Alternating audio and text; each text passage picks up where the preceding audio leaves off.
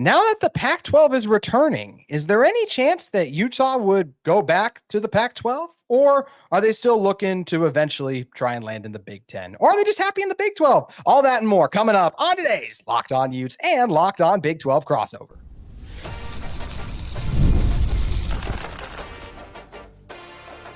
You are Locked On Utes, your daily podcast on the Utah Utes. Part of the Locked On Podcast Network, your team every day.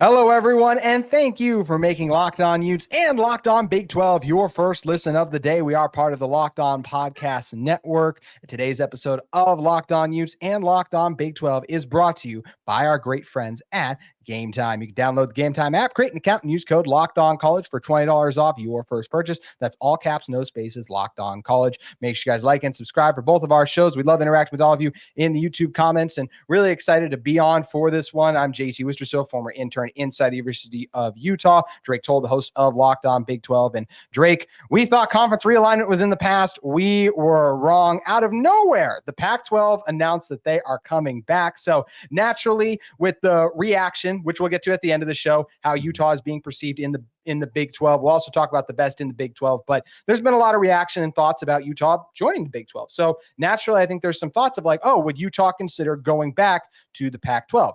And we can talk about more in depth. You will do a great job highlighting why. The answer to that is absolutely not. The Big 12 is a much stronger position. Utah is looking forwards, not backwards. No, Utah would never go back to the Pac-12. And my only hope is that there aren't rogue fans that believe rebuilding the Pac-12 is the best option for Utah, because there is no long-term option with the rebuild of the Pac-12 for anybody involved. What Oregon State and Washington State are trying to do is build leverage to go to the ACC or go to the Big 12 conference, because those schools won't get the same money they got from the original Pac-12 with this rebuilt conference adding Mountain West schools. And on the one hand, part of me wants to say, oh, how about now, Utah fans? All those, oh, we don't want to leave the Pac-12. We want to follow the ship down. We'd hate to go to the Big 12 truck stop conference. You heard a lot of that rhetoric from the louder Utah fans. I believe the whole was happy, or at least fine, with going to the Big 12. And I want to give Utah fans credit.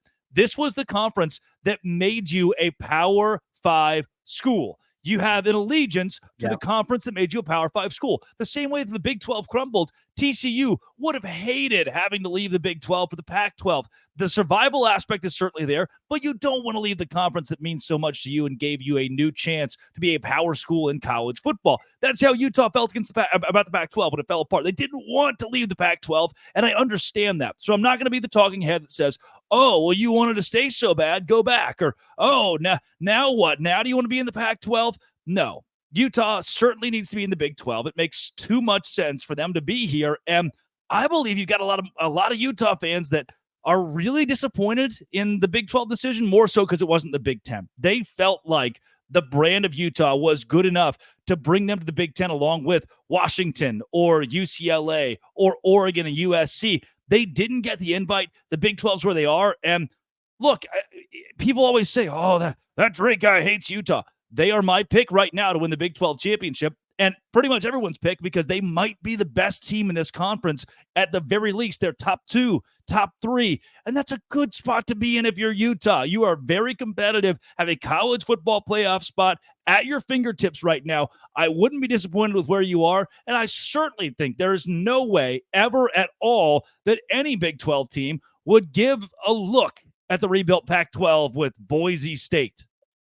It's unfortunate shot at Boise State, but you're absolutely right. You're not going back. And you hit the nail on the head perfectly when you talked about, we were grateful for the Pac for welcoming us in, helping us rise to the brand that we are. Utah's not where they are if they don't have success against USC and Oregon, win those Pac-12 championships, beat year in and year out, beat up on some of those bigger brands. But the truth is, as great as it was, and we didn't want it to change because we like things the way they were. But things aren't that way anymore. And it makes absolutely no sense. I don't even know what the finances reported have been coming in at, but there's no way it's even going to sniff what the Big 12 is early on. The competition won't be the same. It's not going to be recognized as a Power 5 conference. It will be end up being a why would you ever say, hey, we're in a league in which we win the league, we go to the college football playoff? Kansas is still undefeated in Big 12 play. West Virginia is still undefeated in Big 12 play. Utah is in the same boat. that is an opportunity that you cannot pass up. Even Houston could still go to the college football playoff because all you have to do is win your conference. In the new Pac-12, you can win the league and you're not guaranteed anything, and you're making far less money. If you're a Utah fan and you have an allegiance to that Pac-12 logo, it's truly only the name and logo at this point. It has nothing to do with what you knew of the Pac-12. This is a conference that will not model that league whatsoever, aside from a logo, a name, and two schools that were so irrelevant in that league that they weren't taken to a power conference. That's harsh. That's very harsh for Oregon State and Washington State that I value a lot, but they were the bottom two brands. That's why they got left behind. And you do not want to rebuild Utah. You don't want to put Utah as a part of that rebuild process because it's going to cost you money, exposure, and a shot at the college football playoff. It's harsh, but it's absolutely true. It's why they were left behind. It's literally what happened, and it doesn't make any sense for Utah. But what also Utah should just focus on the Big 12 right now, Drake, because I do believe we're heading for super conferences. I think things to come will be crazy. You know, they use the coach adage, right? All you can control is right now. I think that's what Utah should prioritize, because as much as I think they would eventually love to end up in the Big 10, I just feel like they're not going to be one of the first team that gets a call. Maybe by some world they win back-to-back Big 12 championships to start it off, because who knows when this next round of conference realignment will kickstart, right? And like maybe then they've built themselves up into this brand, but they're still not more valuable than a Clemson and Florida State brand. You mentioned it, talking about Utah fans feeling like they deserve to be in there because of what they've done recently success-wise. Yes, Utah lately has been a better football program than UCLA. There's no debate about that. But UCLA all time and just being in that California market still, it just holds more value than being in Salt Lake. That's where we can step back and look at the facts. So I do believe there is a chance that Utah will one day get into the Big 10. I'll just say, I think whenever a super conference happens, I would be shocked if Utah's not included in it. I think it is still a valuable TV market, as well as this team has proven they can play at that level. But to sitting here think like we'll be the very next team the Big 10 adds if they only add one or two, I just don't see that being the case. No, that'd be tough. They're definitely turning their attention to the ACC. And honestly, that's what this rebuilt Pac-12 will likely do as well. They'll say, hey, Boston College, hey, Wake Forest, hey, Syracuse, whoever got left out, would you come join us? And again, if you are Washington State and Oregon State, there have been war room conversations about trying to get them to the Big 12, to the ACC, to a landing spot that gives them more money, or at least part of a revenue share in one of these bigger leagues. That's what they want. They don't long-term want to be in an 8-team Pac-12. They know they'll never get an automatic bid to the college football playoff, and they'll never make Big 12 or ACC money. So those two schools want to show that, hey, we have a strong enough brand to build a conference around us, and we can compete for 3 or 4 years in that conference. Come and get us. That's what this is for, not for adding schools like Utah.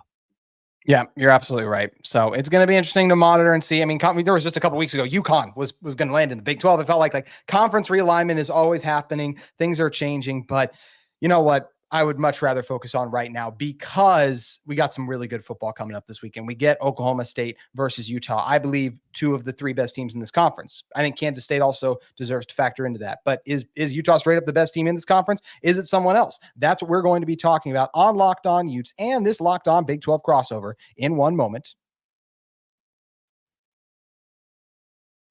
But first, want to talk with you all about our friends at FanDuel. You've heard us talk a lot about FanDuel on here, America's #1 sportsbook. But we have something a little different for you. Now through September 22nd, all FanDuel customers can bet $5 and get a 3-week free trial of NFL Sunday Ticket from YouTube and YouTube TV. Then with a YouTube TV base plan, you'll be able to watch every regular season Sunday afternoon out-of-market game. All you need is a Google account and a current form of payment. You can cancel anytime. We're now 2 weeks into the NFL season. We're starting to get a little bit of an idea of who's real, who's not. Definitely not Carolina right now, but lots of other teams. And how about college football, the sport we all love so much? Some great matchups in the Big 12. The Oklahoma State-Utah line's been bouncing around. How about other games, right? You get a kind of sneaky game, Kansas State traveling out to Provo to take on BYU. Lots of fun action across the Big 12. And you can head over to FanDuel today and not just get in on the action, but also get in on NFL Sunday Ticket. Just visit FanDuel.com to download America's #1 sportsbook today.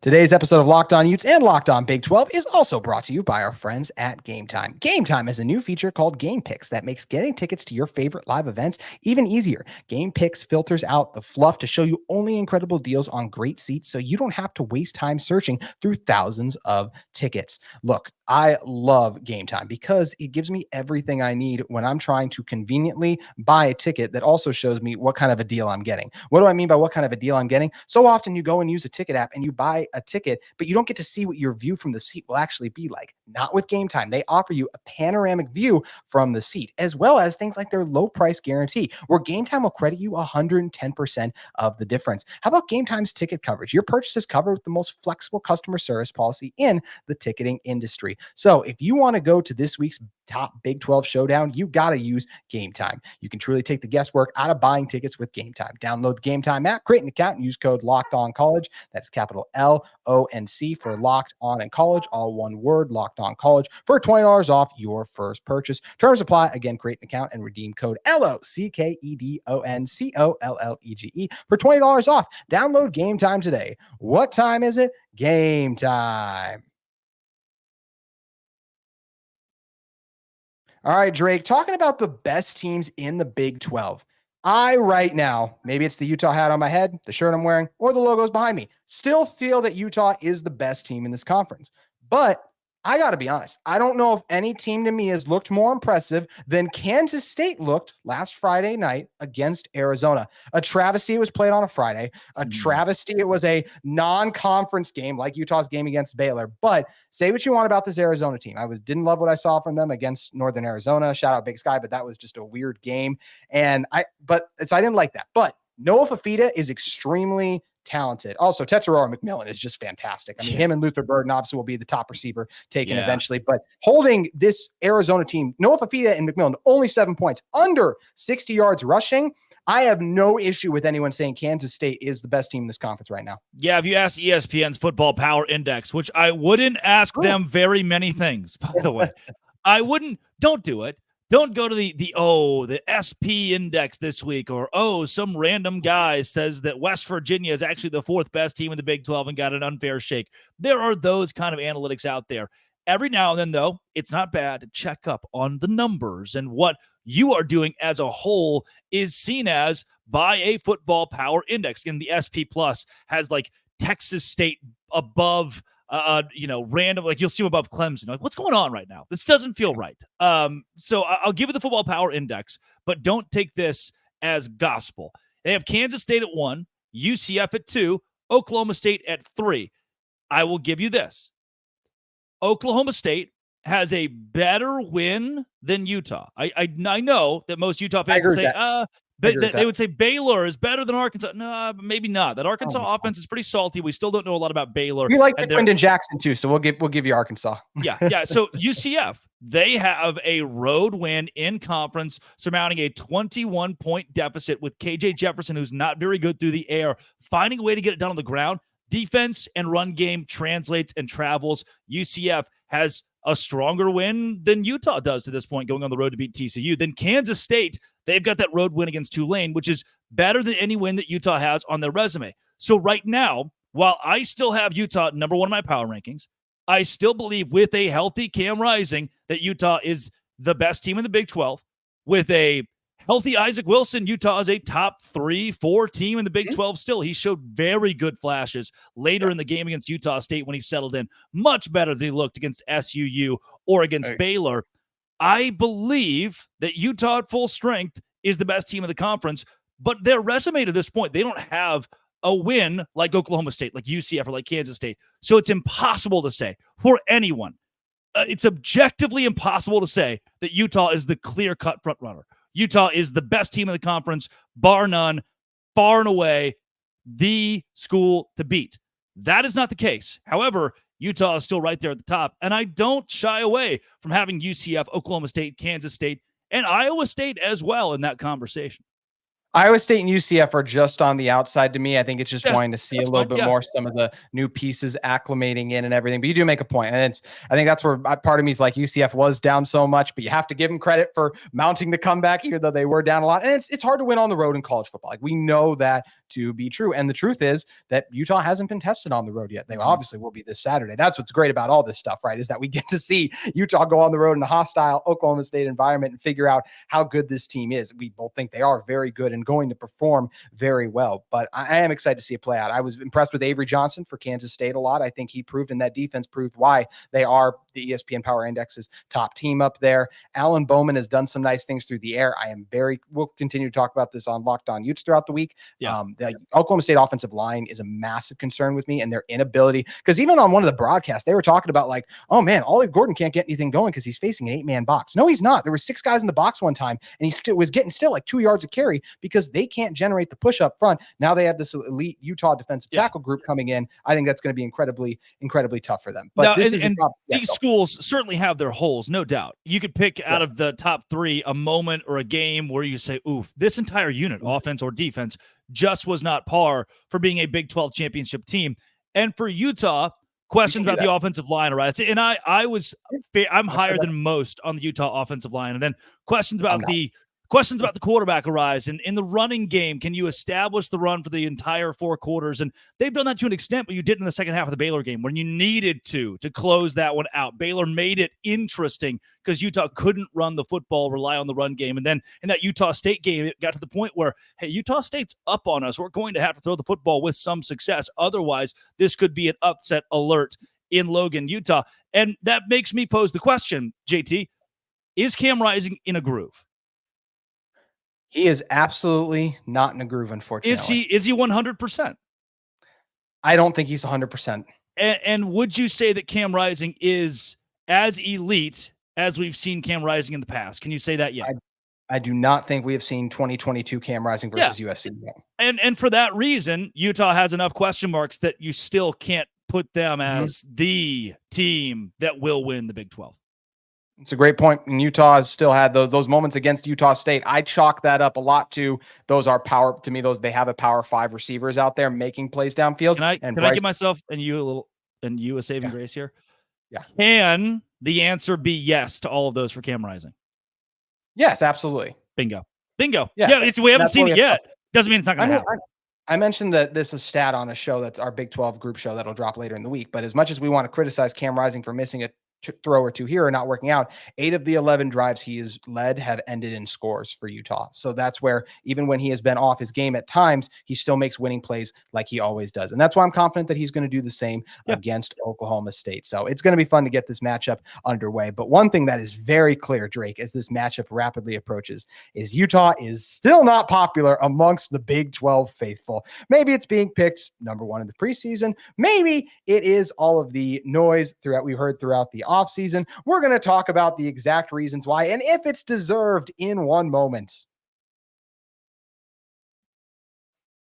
But first, I want to talk with you all about one of the sponsors of our Locked On Utes and Locked On Big 12 crossover today. It's Roy. Hey, Locked On Utes and Big 12 fans. Have you heard about Roy? It stands for Return on You. And it's a new platform that lets you, the fans, get involved in NIL like never before by making contributions directly to your favorite athletes. By supporting players directly, you can help shape rosters, retain talent, and keep your favorite athletes out of the transfer portal. As you know, NIL has changed the game for athletes. Roy changes the NIL game for fans. When fans contribute to a successful campaign on Roy, they receive access to exclusive content from the athletes, such as the announcement on their decision when they answer the portal, behind the scenes footage, and other personal reflections, all of which are available only to fans who support that athlete. It's also no risk. There's a no risk contribution where fans' contributions are securely held and are only distributed if the athlete makes a decision that aligns with the fan support. So if not, the money is returned to you. You can download Roy for iOS or Android and enter the referral code Locked On. That is 2 words. So all caps for locked, space, all caps for on, and you'll automatically be entered into a sweepstake to win $5,000 cash. You can visit roy.com for an additional details. No purchase necessary. Void where prohibited. You can get off the sideline and get into the NIL game today with Roy. All right, Drake, this has been a very, very, very popular question throughout the offseason. Is Utah hated in the Big 12? The Utah fan base is certainly the most hated in the Big 12. They have a presence online that is very brash. They are filled with moxie. Utah fans want you to know how good they are. And by and large, the loudest Utah fans are not very happy people on the Bird app, that being Twitter. They want you to know that Utah is good, and they don't want anyone else to get their flowers. And there's not a lot of self-reflection where Utah fans sit back and say, hey, maybe there's a hole in our logic, or maybe our team isn't that good in one area. And JT, can I tell you what that equates to? What all of those things parlayed together equates to? What would that be? A damn good fan base. Arguably the most passionate fan base in the Big 12. You don't see Cincinnati fans coming after anybody else on Twitter during a game week. You don't see, by and large, this swarm of fans coming out of the woodwork from West Virginia, making an opposing fan base hate them. Do we know West Virginia's passionate? Yes. Is Cincinnati passionate? Yes. I believe there are passionate Houston fans as well, but they do not get under the skin of everybody else in this league quite like Utah fans. Because what Utah fans love to do is manipulate other. I love the amount of Utah trolls that really believe what they're posting because they love Utah so much. And the best part, what makes them a passionate fan base that sets itself apart from everybody else, is not only do they have more moxie, more hateful, rude, just hard comments toward BYU and everybody else, that there are some very nasty things Utah fans tweet, but here's why they have the right to. They're good at football. When you back it up, when your school backs it up by winning games, you can say whatever you want. You come out and say whatever. That's what I love about this like Baylor burner verse that's been created, or for Texas Tech, and it's all West Texas. There are schools that even when they're bad, TCU and their burners, when they're bad, their fan base will find a way to get under your skin. Not like Utah, though. These aren't burner accounts. These are faces and names and real people who want you to know that Utah is better than you. And what does that do? That drives engagement. It drives viewership. It builds rivalries. And the Big 12 needs more engagement, more viewership, and more rivalries. The louder Utah fans are, the more they win, the more everybody hates Utah fans, the better off the Big 12 is. You deserve to talk the way you talk if you're in that vocal minority. That 70% of Utah fans have nothing to do with this. They're the kindest, sweetest, nicest people. But that 30% that mobs Twitter, 30 is probably high, but I'm going to give you 30% because it's a good thing. That 30% that mobs Twitter, they're doing it because they love Utah that much. They have those glasses on that just have that U logo. And the Big 12 needs more of that. I couldn't love it more. That's really well done by you. Agree or disagree? I feel like those loud majority fans exist for every fan base. I think the reason that everyone is so frustrated with Utah is they are the new ones entering the conference. They were the preseason favorite. They, and like you mentioned, can back it up. So I feel like it is just that frustration more than anything else, that this is the new team that's coming into the conference and announcing that they're going to be really good. And I think what's so frustrating, Drake, and I've talked about this so many times on my own show, I think if any of the Big 12 teams were in Utah's situation, they had they won 2 of the last 3 years, they won their conference championship. Several of the key returning players from that roster we're moving into a conference where the 2 biggest and best brands left, and you look at all the talent you return versus all the other talent the other schools return, and I think they would feel the exact same way that Utah fans do about their own team. This tweet was tweeted out on Locked On Big 12 by my intern, who is spectacular, and I won't tell you what school he's associated with either. But it's a picture of Cam Rising with one of those old face filters. And it says, update, Grandpa Rising is thinking about returning for his 8th year of college football. Which, I'll be honest with you, I read that and think, okay, funny, that joke's been made before. But it got 627 likes and 45,000 views. So, hell of a tweet by the intern. Just putting that out there. I won't say his name even. I'm going to keep his identity secret from Utah fans. Here are the comments from different Utah fans. This wasn't funny the first time. It's stupid at this point. Something, Drake Toll hates Utah. You're dumb. Update, Cam Rising is rent-free in your head. Wow, how original. I could keep going and going and going. Then I get on this same Twitter account, post my Locked On Big 12 power rankings where Utah is number 1. Not a damn comment, not a retweet, not a nothing. Why I disagree with you is because those Utah fans are out for malice. This isn't about Utah being good, and they don't want it to be about Utah being projected first overall in the Big 12 of the preseason. This is Utah fans saying, look, at any point in time, if you like us, we don't care. We're in our own little niche. We don't need your validation. But if you, for a second come at one of ours, we are right there. And again, that's what makes Utah a very good fan base, a very active online fan base. And it's not just about them being the new guys who are number one. This is about malice. This is about winning online, much less in a stadium on Saturdays. I get what you're saying. I think it's fair that Utah fans have come in very aggressively as well. I do think sometimes because you represent the Big 12 that you bear the brunt of a lot of what comes that way too. So it is a large negative contingent. Oh, hey, I'm shoot straight. I don't read the comments on Twitter. I really don't, because I don't care. People are always like, "Oh, this is just for clicks." Yeah.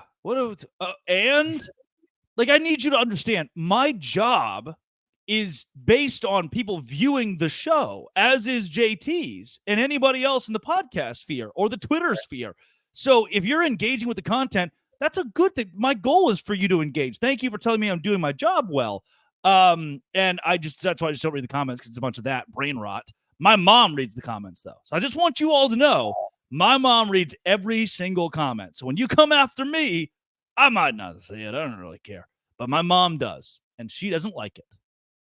I've seen some of the comments. I've gotten some too my way as well. So I know both ways. You have. They're mean to you sometimes too. Even the Utah fans every now and then. Like, what are you doing, guys?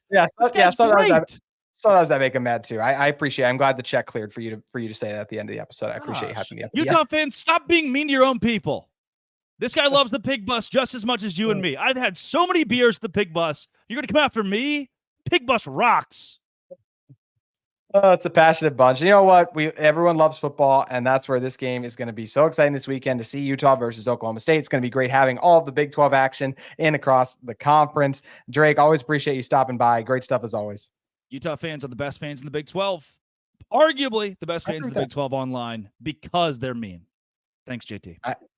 I agree they're best in the Big 12, and not just because I host a show. I also genuinely believe it. That's going to do it for Locked On Utes and Locked On Big 12. We got a lot to still preview, getting ready for this massive week of Big 12 action. So make sure you keep it at Locked On Utes and Locked On Big 12.